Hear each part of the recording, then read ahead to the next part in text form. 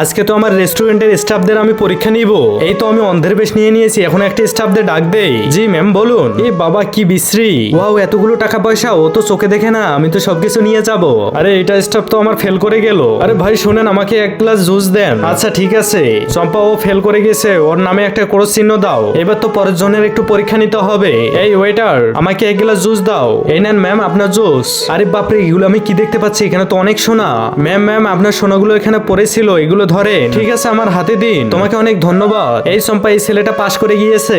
এই সজীব তুই কোথায় যাচ্ছিস, এখন অনেক কাজ বাকি। এই তুই সর, আমি আর কাজ করবো না, আমার কাছে তো অনেক টাকা আছে। ওয়াও কত সুন্দর গাড়ি। এই সজীব তুই এটা কি করতেছিস, এই যাও এখান থেকে। আরে বাপরে, এটা আমি কি দেখতে পাচ্ছি, ওটা তো অন্ধ মেয়ে না, ওটা তো আমাদের বস। আরে ম্যাম আপনি বস। এই চম্পা ওর হাতে থেকে সবকিছু নিয়ে নাও। এই দিয়ে দাও সবকিছু। এই সবকিছু নিয়েছো, এখন তুমি এখান থেকে বেরিয়ে যাও। আর রাজু, এই রেস্টুরেন্টের মালিক আজ থেকে তুমি। গাইজ এই রাজুর জন্য একটা লাইক করে দাও।